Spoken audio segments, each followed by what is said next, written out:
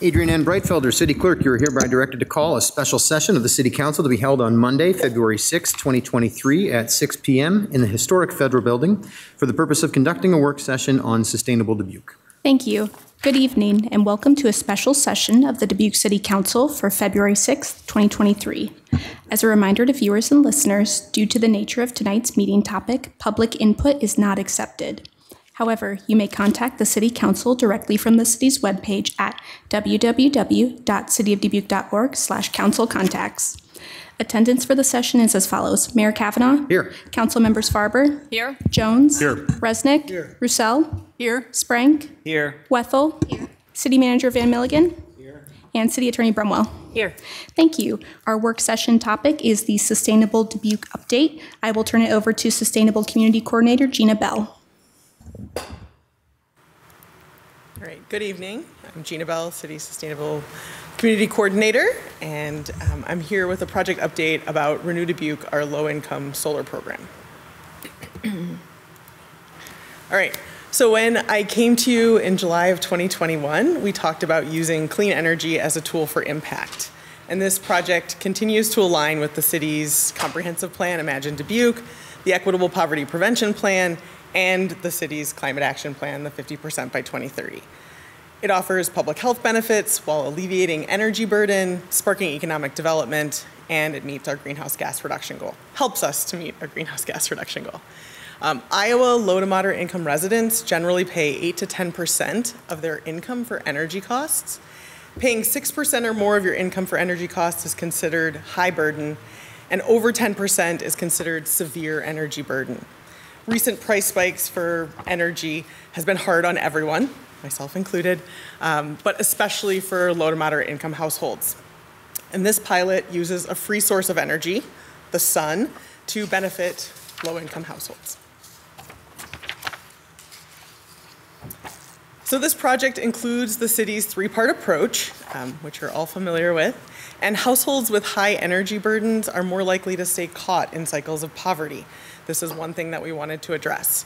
Energy burden is one indicator to measure energy insecurity, and high energy burdens are associated with inadequate housing conditions and have been found to affect physical and mental health, nutrition, and local economic development.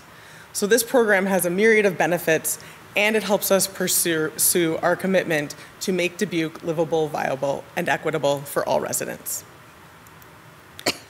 So the process that we went through, there aren't enough words on this slide to really explain the true process. It's been long and arduous at times, but in general, we got a city council commitment, and so we went to look for our partners. And those partners include the Dubuque County Energy District and other important folks throughout the city, Green Iowa AmeriCorps at the time, and the Teen Resiliency Corps, as well as our local installers and local financial institutions.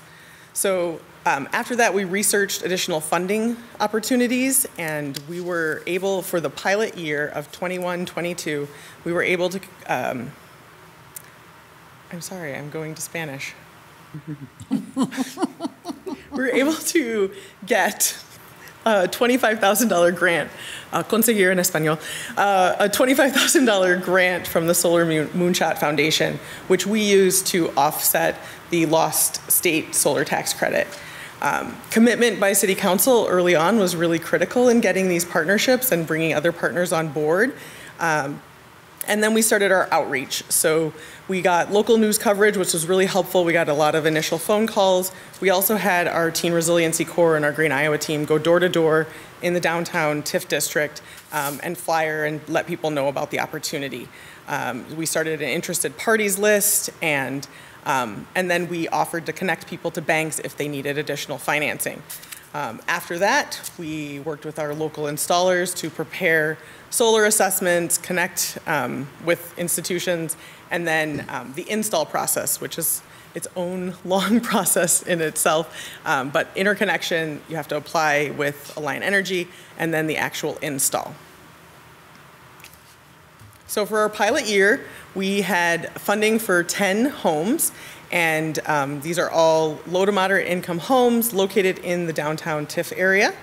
The city then agreed to purchase solar renewable energy certificates. And so that's the state does not have a solar carve-out, so other states do these programs at a statewide level. We agreed to do it within just the city and create this market. We made a one-time payment in the first year for 15 years worth of solar production at a slightly inflated rate because it has an equity component to it. And then this SREC purchase by the city helps overcome the barrier of the upfront cost of the solar installation. So in mid-December, 18 months after you initially approved the funding, we got to celebrate our first install. It was a long time coming and very exciting. Other updates include we have 2 homes that have received interconnection approval from Alliant Energy and waiting on installs. 2 homes withdrew, or we haven't heard from them, so we're still figuring out what's going on with them. 2 homes are dealing with roof issues that need to be addressed first. This is another barrier that we're finding in our homes.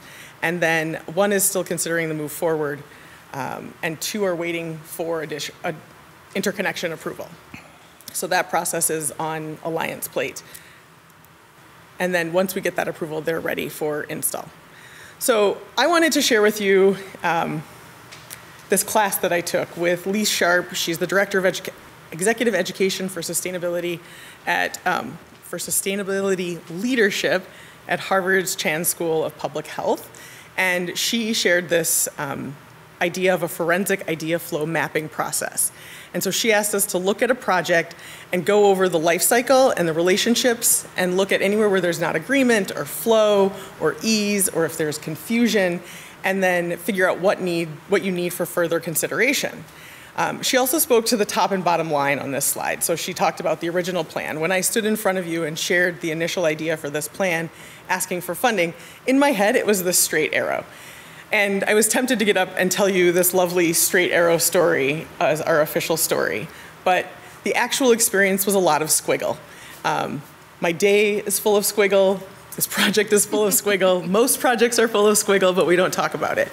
But in the squiggle, we can learn a lot of things. And so we look at in this also, as a part of what she was sharing with us, how we can better govern and how we can lead projects better if we understand where things aren't flowing. And so she also asked us to map out on our forensic maps the networks that were at play for each step of the way. So there's adaptive networks, which provide responsiveness to context, sensing, connecting ideas, learning, and adapting. And then through a shared purpose, there are the hierarchical networks that look at efficiency and control and scale and accountability and structure and cohesion. And they have to work together.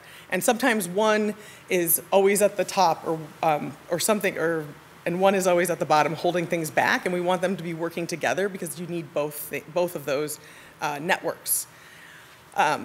So I've taken what I've already learned from doing this process map to look at future funding cycles for this project and making some big changes. But so I do want to talk about the low points. I won't go into all of the details, but I want to look at some of the high-level challenges that we had. So when we initially proposed this, it was a loan guarantee, which was a hard pass, which is fine. We went back to the drawing board. We came up with this solar renewable energy certificate market. We then pulled together a meeting of my peers to talk about it, and my takeaway from the city manager after that meeting was, if people don't want a project to happen, they'll find a million ways why it won't happen. But he encouraged me to continue developing it and figure it out. I put it in budgets, it wasn't recommended, put it in budgets, it wasn't recommended. Eventually took it to the Resiliency Commission, and after some discussion, a couple of months of discussion, they wanted to move it on to City Council, and I brought it to all of you. So that was just getting the funding. Then there was, once we had that, the partnerships and the outreach and the process from an earlier slide. So looking at the geographical boundaries was hard. Finding homes that were solar ready within that geographical boundary was hard. Finding homes that weren't in such disrepair or that didn't need a brand new roof in addition to the solar was a hard find. I thought when I said 10, we were going to easily surpass that. And now that we have 6 solid projects in the works after a year and a half. Another thing was public perception. Along with all the interested calls that I got calls of people that really did not agree with this program at all, despite meeting all of our city goals. One in particular that rings in my ears still was that low-income people get enough handouts. Why do they get solar if I don't? And I listened to this person, but they weren't the only person that was having that same sentiment. And so looking at public perception and how we talk about this program, in a few slides I'll share sort of the framework that we use and why we use it and why this program is important and still meets city needs despite public perception. And then most recently, a bump was our funding source. So what we put in the budget for fiscal year 23 was a federal source, and between historical and environmental reviews, it's cost prohibitive, and so it's currently stalled. We have 26 people on a list waiting for this project to move forward. And when I called them last week, they were all really almost all were really receptive of waiting to hear more. Definitely think that there is a possibility for federal funding in this that isn't as daunting as the funding source that we chose. I also want to talk about the good parts because there are really good parts. First of all, we have our goal to reduce our greenhouse gases by 50% of our 2003 levels by 2030. In our last inventory, we're at 27%, and we need to take some really big steps to be able to meet our goal. So of the 6 projects that we have underway, our estimated lifetime reduction is 705 tons of CO2. So I didn't put any slides in here with graphics, but I wanted to paint a picture. A metric ton is 1,000 kilograms, which is 2,205 pounds, and 1 pound of CO2 is equivalent to a Mazda Miata, or 9 LeBron Jameses, or 220 house cats, or 16 kegs of beer. So you can choose what measurement you know the best, and imagine that that's equivalent to 1 pound of CO2, and then you can do the math at home when you can't sleep about how much CO2 we're saving. So this is really great to meet our goals of greenhouse gas reductions. Additionally, we know that consumers paid 14.3% more for electricity last year on average than in 2021. And electricity to heat homes is expected to cost 10.2% more this winter over last year. So places where we can offer help and support is really critical. So I have a lot of big plans moving forward related to housing and energy efficiency and conservation. And the Inflation Reduction Act is expected to fund lots of energy efficiency improvements, but it's still heavily tax incentivized focus, and that puts it out of reach for a lot of folks, including low-income consumers. We know that energy costs are regressive, so they take a bigger share of income from low-income folks and than they do from consumers who are more affluent. And to cut costs, consumers have to improve efficiency.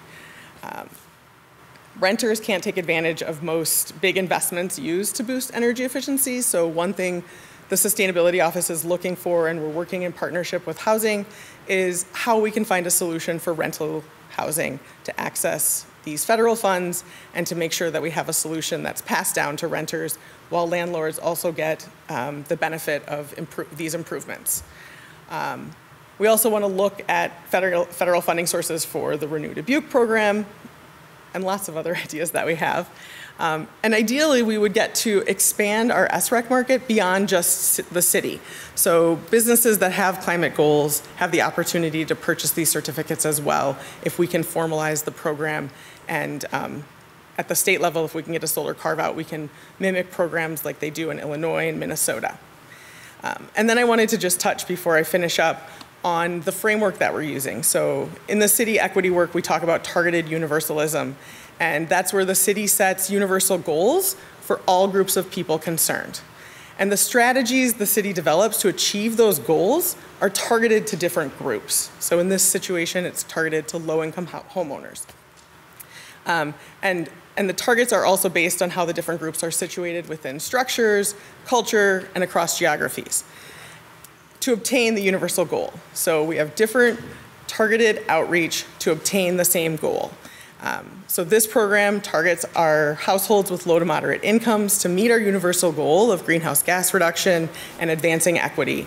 Other strategies may be used for other groups. As we look at funding sources, we can see what strategies those can be.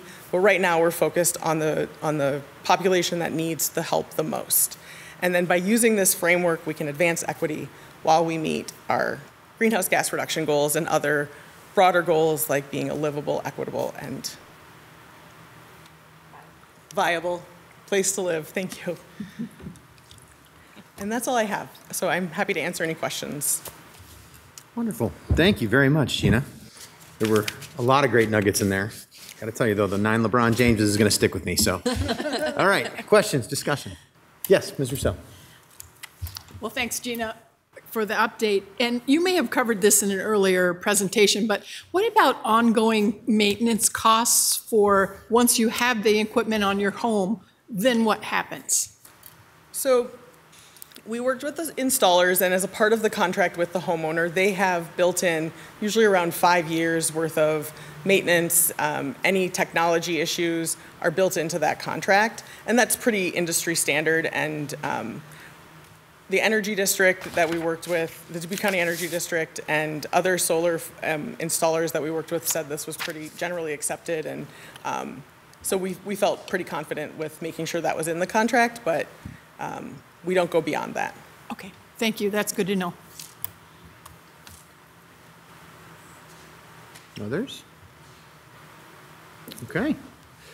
Well, as usual, I mean, the information that you provided to us, I think, it's very thorough, and I really appreciate that you are putting so much into this. I appreciate that we've finally agreed to move with your vision. I think it was a really important vision, and I'm glad that we're there. I think it's an exciting program. I hope to see it expanded as the opportunities arise in the future. But right now, I'm really glad to see this going. So thank you very much for being here. We're looking forward to having you again. All right, thank you. All right, well, there being no further business in this work session, we will stand adjourned. Muted.